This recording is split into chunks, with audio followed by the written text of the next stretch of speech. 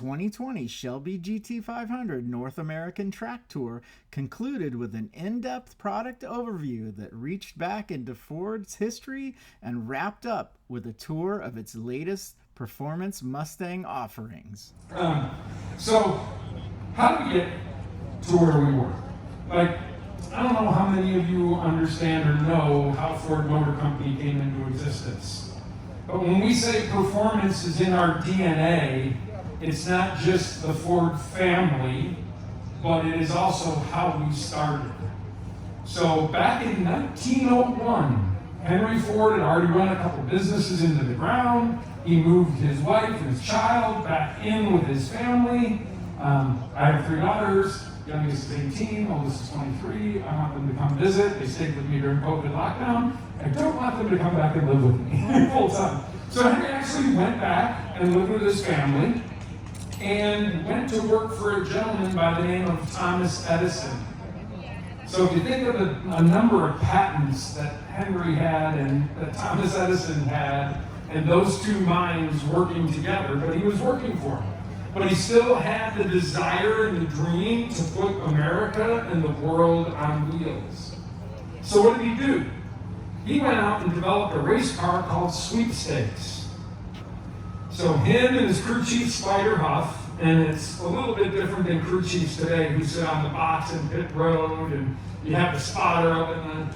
Crew chiefs back in the day rode on the side of the car and helped actually the driver like a true crew chief while you're driving.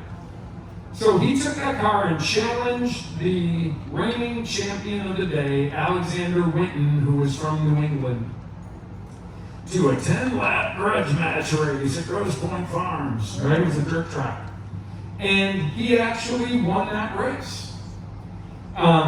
His car wasn't faster, it had technology in it. So on the dirt track, he protected his firing mechanism so that it was more consistent than what Alexander's car was. It passed him on 7 laps, 7 of 10, like any true racer of the day. Is Chase with us in this group? I don't know if Chase is with us in this group. But anyway, like any true racer in the day, what would end up happening is he sold the car, sold the trophy, which is a Tiffany bowl that we're still looking for today. We can't find it. Grabbed some investors out of the stands and basically started Ford Motor Company 18 months later. So when we say our DNA started in performance and on the track, we're not kidding. We celebrated 100 years of Ford racing 18 months before we celebrated 100 years of Ford Motor Company. And when we celebrated 100 years of racing, it was at Greenfield Village, we actually found the original car. So it was in storage for the Henry Ford Museum. They thought they bought a replica. And when we actually pulled the replica out of the crate, some of the markings that were on the original designs that the archives had matched the same mistakes that were on this car. So they had that car the entire time, and they thought it was a replica. Now, we're still looking for the trophy. Up on the old Ford racing site and Ford performance site, we actually put up a contest and put up a picture and said, if anybody brought that base and that trophy to us, we would take them to any race in the world. So we're still looking for the trophy. My point is, we started Ford Motor Company on performance, and more than 100 years later, we're still developing it to what you experience today.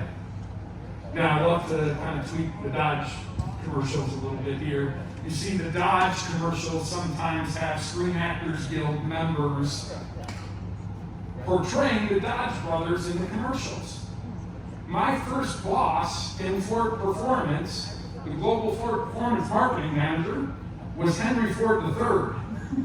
So they're hiring people to portray family members. I'm actually working for the generation of Henry Ford III, who's direct lineage from the founder of the company. Now, the company, the executives, and the Ford families are enthusiasts just like us. Jim Farley races in the Monterey Historics, and I forget what we call it, Motorsports Reunion, Rolex Reunion, I forget what we call it today, but he literally races in the Trans Am cars. He has a Cobra from Carroll that he races. Bill, Elena, Edsel, Henry, Nick, the twin girls, they all have Mustangs. Bill has quite a few of them that he loves to drive around. So the family DNA is there, and the family and the executives who run Ford Motor Company are all enthusiasts like us, and still we get to continue to develop that performance that started in 1901. So that's kind of how we got here to the car that you just experienced. But more specifically, how did we get to the GT500? So in the 60s, I'm sure most of you saw the movie, Ford versus Ferrari. Henry Ford II thinks that he's going to buy Ferrari. Enzo and Henry communicate non-verbally their disagreement. You can kind of see what the non-verbal one is there. And then Henry comes out and says, we're going to come back and kick your butt. And so the first year we go out in development, we don't finish a race, the GT40 program. Enter some of the Holman Moody team and Carroll Shelby and his merry band of hot rodders. And we finished 1, 2, 3. And then we went 66, 67, 68, and 69. 4 years in a row, we win outright, we take up our ball, we go home, and we don't come back till 50 years later. And the 2017 Ford GT that's out there today. So Carroll, it's portrayed in the movie, but it's a guy we all know and love, he came back from there as the only human on the planet to win as a driver, as a manufacturer, and as a team owner. And I used to joke with Henry, and I said, hey, you can do that too. I'm like, all you have to do is learn how to drive to win as a driver. I don't think you'd ever get that. But Carroll comes back and wants to leverage what they've learned beyond the GT350 that had already won SCCA Production B 2 years in a row, 13 out of the first 15 races, the second car off the assembly line, first competition model. Ken Miles won in Texas, right? The first one was in Texas. Yeah? So we wanted to take the big one, right? We went over to Le Mans and we killed him with displacement. He wanted to bring that Le Mans-inspired engine back into a vehicle that in the Mustang that he could sell as a performance vehicle, but a little upscale. So this is Mike Rogers, a local owner, who also has his car on display at the museum, the Mustang Museum here in North Carolina. So if you ever want to go by and see it, Steve Hall and the group do a really good job with it. But he brought us this vehicle here today, so we kind of show you what it was. What I'd like to do is introduce Gary Patterson, the president of Shelby American, so we can kind of take you through the 67 GT500. Gary? Thank you, Jim. Boy, this is a fun car. Let's just put it in perspective, though.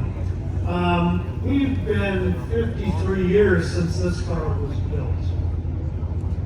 53 years before this car was built, you're driving a Model T. Compared to a Model T, this is a fabulous car.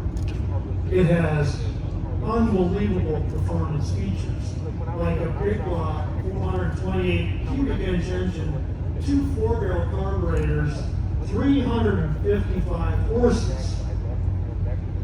It has massive front disc brakes, about the size of your appetizer plate last night. And they stopped okay from about 30 miles an hour. Once. It had drum brakes. It had creature comforts like roll-up windows, AM radio, deluxe bucket seats. And by the way, when you did turn, and you didn't turn very well, you would slide right over to the passenger side or against the door because there was all the lateral support of a bench. So we laugh at this car a little bit now because we've had the blessing of 53 more years, but look at the body panel fit and finish of the fiberglass parts. Okay? Looks pretty primitive because it was. But back then, that was really remarkable stuff. So we look at this car, we really love these things, but then you look at this one, and you can see where Shelby has gone, where Ford engineering has gone, and what's been developed in the last 53 years. So if we took that Model T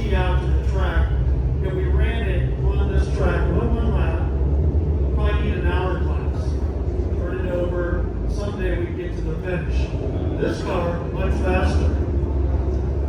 Yeah, you kind of need an hourglass with this one compared to this one. So that's how far we've come. And Jim's going to take it over from here and talk a little bit about Ford and the lineage and the fact that this one-trick pony that did really good in a straight line could be beat by the EcoBoost four-cylinder right there, even in a straight line, let alone around the corners. So with that, we'll let Jim take it back. So the car itself in '67 was phenomenal, and we appreciate Mike bringing the car here so you can kind of see where this came from. And back in the day, marketing horsepower was a marketing number.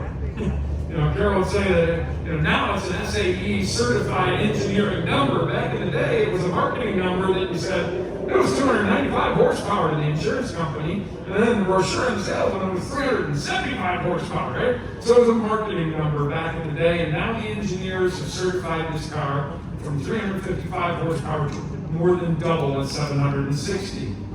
Now, how that gets there is through passionate men and women and engineering prowess and bringing the right team of people together. And back in the day, Holden Moody's, but the really big partner with Ford in the performance area was Carroll Shelby and his merry band of hot rodders. And that relationship continues today. And I'd like to introduce Carroll Shelby's grandson, Aaron, to talk a little bit about that relationship between Ford and Shelby. Thank you, Jim. Thanks for being here today, everybody.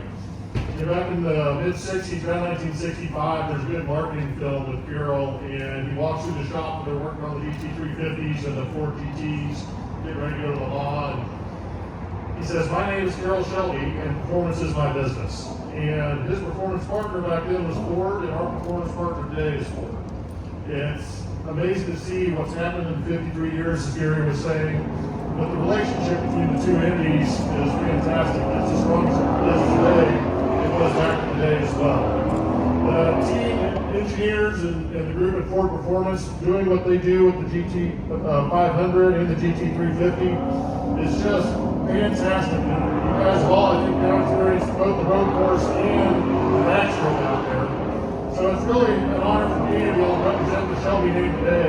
Gary and I are up in Dearborn 2 to 3 to 4 times a year, meet with the group up there. And we continue, we have them out to Las Vegas as well. So it's a strong relationship, and we look forward to it continuing for many years to come. Thanks, Jim. Thanks, Aaron. And how does that relationship grow over the years?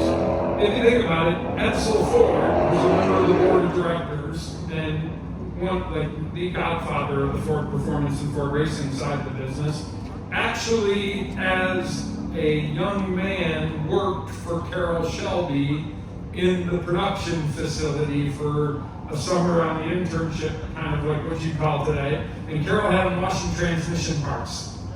So Edsel then drove a GT500 back from there back to Michigan. Most, I guess, interns wouldn't get a chance to do that. But that family is still connected even today, and we're glad to have Aaron and Gary as part of the group that works together, not only on the pre-title Shelbys that we do, but the post-title Shelbys and the Shelby F-150s and stuff that they are producing today.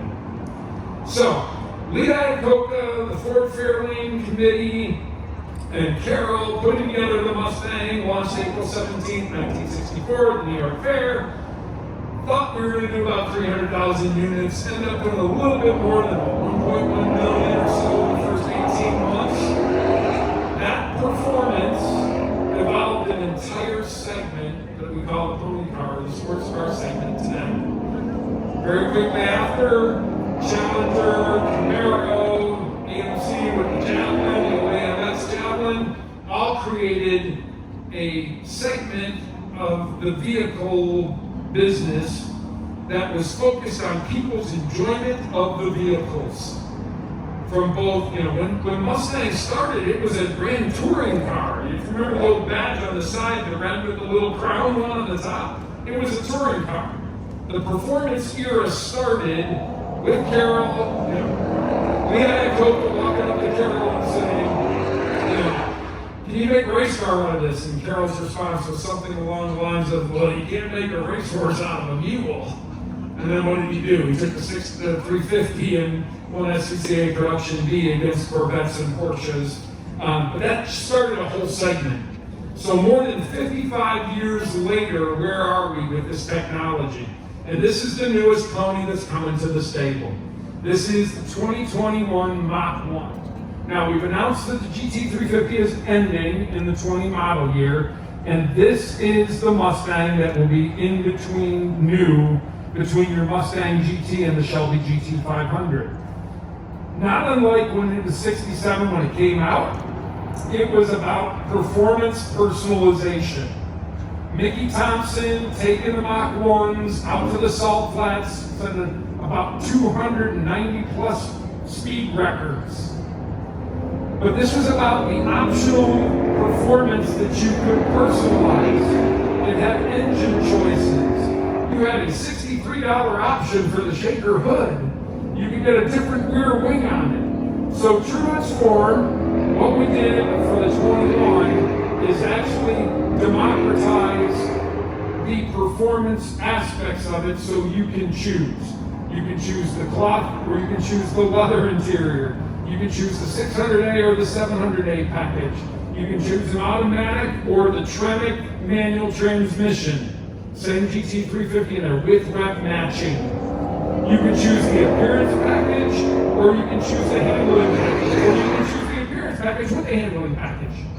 So what we wanted to be able to offer to those solid Mach 1 customers is the pinnacle of 5-liter performance with the choice of personalization on how you wanted to get it done.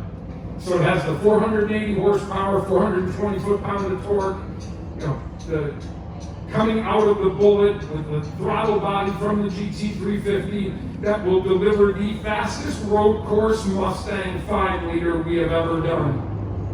And the pinnacle 5-liter performance both laterally and straight line. And so that'll be available in dealerships coming up in the first quarter of 21. Love to come over here. They're beautiful Recaro seats in our high performance package 4-cylinder Mustang. Now, so Donald and Steve know I can't call it a hypo because it's 4-cylinder short. However, high performance package and the badges on the side kind of are reminiscent of that old hypo. So what is this? This is Keith still here? Where's Keith? He's over there. Keith and the engineering team literally took a Focus RS motor out of an RS, turned it 90 degrees and dropped it in here, which eventually developed into a full program. He was just testing and having fun. Came out, basically about 12 months later, was a full-on program. So this is a car that's close to 200 pounds lighter over the front end, which makes it a lot more nimble than the Pirelli Corsa 4s that are on here. Make this car an incredible short track car, also a time attack car, and if you want to do autocrossing on here. And then if you come over here to our GT350, this is the Heritage GT350. In '65, the GT350s came out with Wimbledon white and Guardsman blue. Guardsman blue was an option. You see much more of them on there than actually took it originally.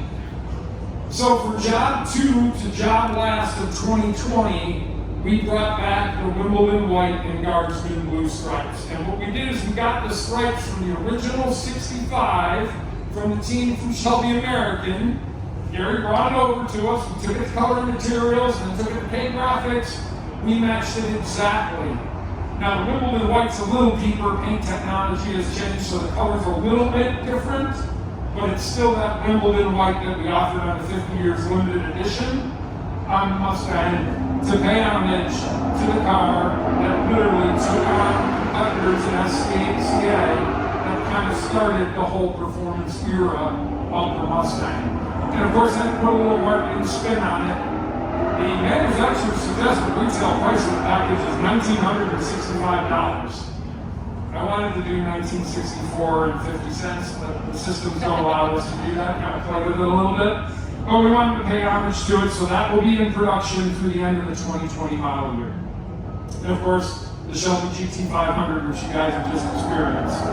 Now, how do we get to that evolution of technology to to the fastest production Mustang we've ever done, straight line or left and right. What I'd like you to do is come to the back side of this car that's flipped over, that's parked the way Donna does when you're downtown and you need another space. No, Donna doesn't park that way, I guess. Most people don't get a chance to see a vehicle like this in this position, but we wanted to demonstrate some things here. Ford Performance works with a lot of partners on the performance side. We think this is a good way to kind of lead into it. First is the Michelin, the tires, the tennis shoes. So on the side of the tires for the GT350 and GT500s, you will see an FP designation, meaning that was designed specifically for the GT350 and the 500. I'd like to share it in more normal terms. It's unique cookie dough and unique cookie tin. So the mold and the batter are unique specifically for this vehicle. We work with Michelin to do that. So as you were coming down and you're going down the straightaway here and you go to your right-hand turn in there, you want those tires to hold you on the ground. Now, when you were going down the back stretch there and getting your hot lap, and you're doing 140, and then you're going to come down and do a 180-degree left-hand turn, deep down in places you don't go at night, you need those Brembo's 6-piston calipers on there. So Brembo is one of the partners that we work with, and I'd like to introduce our partners from Brembo to talk a little bit about how Ford Performance works together with Brembo. Thank you, Jim. My name is Brandon Miller, and I'm from Brembo North America, our racing division here in North Carolina. And our relationship with Ford, it goes back quite a ways. Starting back in 2000, we worked with Ford to develop a Cobra R brake system. All the way up until today, as you see on the GT350 and the GT500, we work directly with Ford Engineering to design these brake systems specifically for each application. A lot of people believe that we have a catalog of parts that we just throw at them, which is not the case. Each system is uniquely designed for each platform. And that goes for the road car as well as the race car. So we look forward to a long future relationship with Ford. And thank you all for coming. Thanks so much. Now, after you go through that, get the 760 horsepower, you can stop the thing. Then you get to how do you translate all that horsepower and engineering all the way back to the rear tires. And we developed a 7-speed dual clutch Tremec transmission. Now, we've been using the Tremecs of the Mustang since I've been around, but they've all had a third pedal. This time, Tremec developed a unique 7-speed dual clutch to work on it. And we'd like to talk a little bit about what you've been doing for the last 4 years of your life. Thank you. Hello, my name is Zachary Schleitz. I'm one of 2 resident calibration engineers from Tremec. And the 2 of us, myself and my colleague, work directly with Ford Performance for the whole 3+ years of development. We had our own desks in the Ford Performance building. So we were working every step of the way. We went on every single test track trip with them, all the drag strip events. We were out in Arizona every single winter so that we could utilize every day that we had, since it's kind of hard to do that in Dearborn during the winter. And yeah, so every step of the way we were very close on working with development with Ford. Yeah, and it was a fun project, so. Nice. Now, when you park the car this way, what you're hoping is that you're strapped into your Recaro seat so that you are safe. Recaro is the other one of the partners that we work with to develop a vehicle seat that not only meets the requirements for safety, but also then holds you into the seat as you're coming out of turn 2 there, and you feel it push you down and you're going sideways. You need a seat that supports that. And we work with our partners from Recaro to develop that. So Nicole, you want to tell a little bit about that? Thanks, Jim. I'm Nicole McElroy. I'm with Recaro Automotive. And we've been in business for over 100 years, just like Ford, right? So working originally as builders for vehicles, then in the 1960s, we kind of started into focusing on performance seating. We were the first ever to do a lightweight shell. We still have the lightest weight shell in the industry on market. The reason that's important is because that's the same technology we think about when we put together the seat technology on the performance vehicles. lightweight, does it function, does it keep you in place, does it have high bolstering, and does it have the fabric that is breathable, taking away some of those elements away from your body so that you can focus on your driving. This is where you feel the vehicle is important. So everything that Jim was talking about, you need to feel in your hips and you need to be positioned right, and that's what we do and work with Ford on over 40 years now. Thanks, Nicole. And Carol used to sit there and say that he would feel it in the seat of his pants. And when you have a Recaro seat that translates what you're feeling through it, it really adds to it. Those are brands where people are just as passionate about performance as their Ford performance team is. Now, if you come over here, on this side, the 7-speed dual clutch transmission we've kind of cut away here. And I can see Chase saying, can I drive that in my Xfinity? What's the third pedal for? So what this does, and the Tremec team can tell you much better than I can, but if you picture it, it's two manual transmissions operating at the same time. So you're engaging out of into one gear and out of the other at the same time. So you're 1, 3, 5, 7 on one side, 2, 4, 6 on the other. Now, when Carol started, and I know he didn't sit there and say, as Aaron said, my name is Carol Shelby and manual transmission performance is my business. No, what he said was performance is his business. And the fastest way to get that car around ended up being this dual clutch transmission. Now I know how fast Chase shifts, right? He goes in there, grabs the third pedal, putting the clutch down, heel toe to get it back in on the road course where he's doing so well over here running the Roval. That takes time. And he's good, so maybe it's 0.15 of a second when he goes to shift. If you blink your eyes, that's how fast this transmission shifts. 80 milliseconds. I mean, it's just amazing. Now, it is, there's still, you can drive really fast a manual transmission car, but when we were developing the all-out performance of the GT500, we wanted to develop the fastest way around the track, and this was it. Now, how do you get the 760 horsepower out of the same 5.2 that we got the 526 out of the naturally aspirated flat plane crank on the GT350? We worked with our partner Eaton to develop this supercharger on a cross plane crank that actually allows us to generate that 760 plus horsepower that comes out of that engine. And as you can see on the cutaway here, how it's designed, how low it sits in between the V8 piece so that it's lower in there, which is better from a weight standpoint for when you're going left and right. Plus the oscillation, you don't want it higher up in the car, just distributing the weight off of where you need to be. The lower the weight, the better. And Eaton worked on that. Then you have the engine itself, made by the Romeo niche engine line and the men and women of UAW. And they are proud, passionate people as well. They hand build each of these engines from the block all the way till its final component. And people who build the vehicle actually sign the engines that they do. So like when Henry brought his GT500 up to Romeo, he actually had the engine builders come out and autograph his car. But they're so proud of what they've been doing. The niche engine line builds the 5.2 for the GT350 and currently the GT500. Now, if you go over here to the other side, once you get all the powertrain stuff through, it's all about the shoes. And one of the things that, as a dad bod, the best weight for me to lose is right here. Right? My midsection, that'd be the best weight to lose. In a car, the best weight to lose is unsprung rotational mass. And I want you to feel how just heavy this is. It's just, wherever we go, I just can't hold this. Oh. That is a 20-inch wheel. So we went to the Carbon Revolution team and said, the 19-inch wheel that you use on the GT350, we want you to make the 20-inch wheel and the incremental width on it the same weight.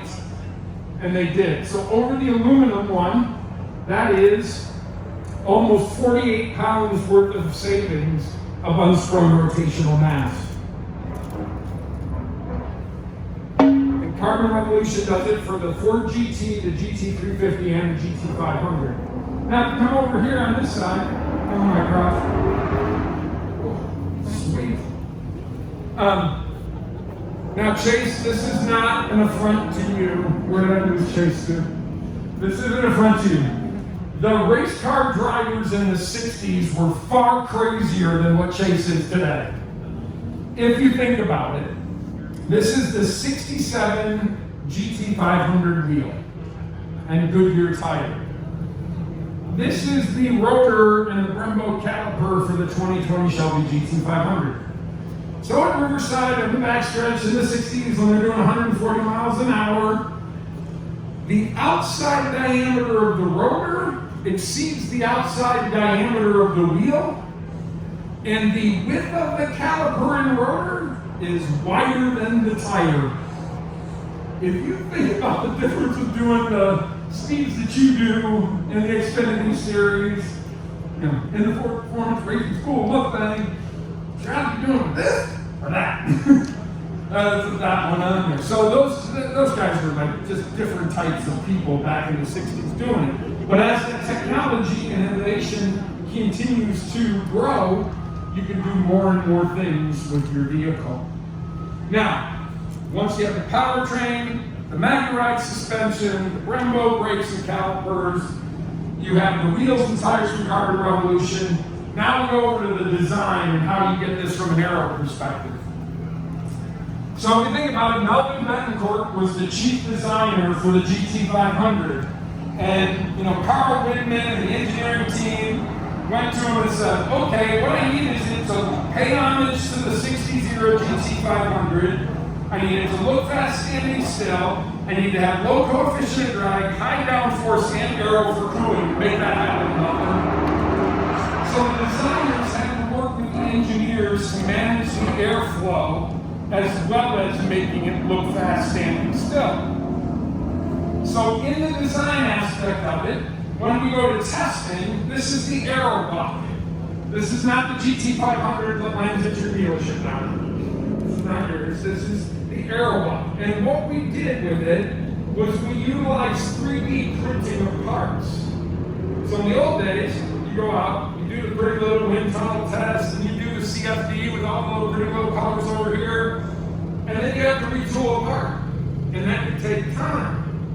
So what the engineers did was literally, they were down the track and they said, you know, I need it 5 mils wider on the splitter wicker.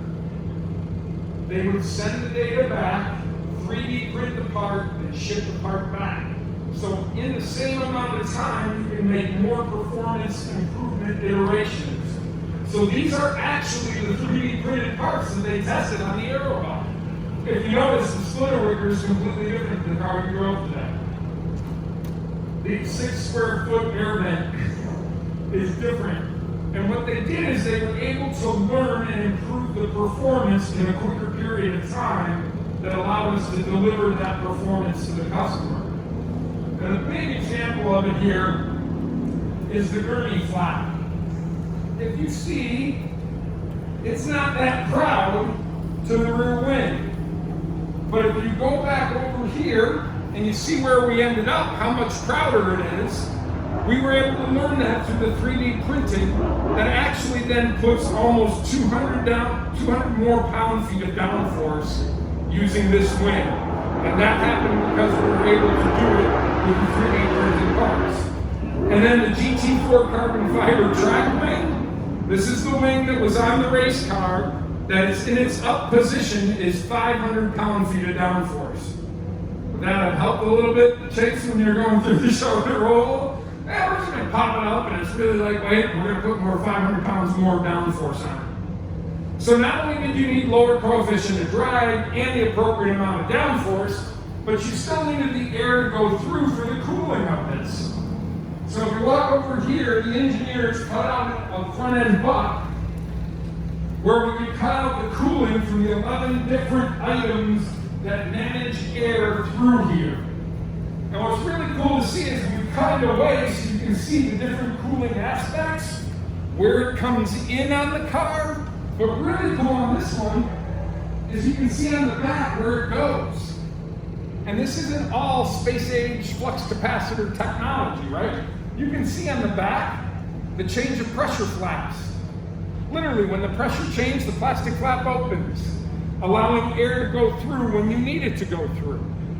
So Melvin Bettencourt, working with the engineering team, was able to design a car that had great coefficient of drag, great downforce, great cooling, and look fast standing still. And pay homage to the 60s era GT500. So that's the innovation in technology that is in the Shelby GT500. You can now take the time to walk around and see some of the parts that I went through, or ask any of our partners questions that you might have on it. Thank you very much. We learned a lot about the 2020 Shelby GT500 at the North American Track Tour. If you want to learn more about what it was like, pick up a copy of Mustang Hub magazine at mustanghubmag.com.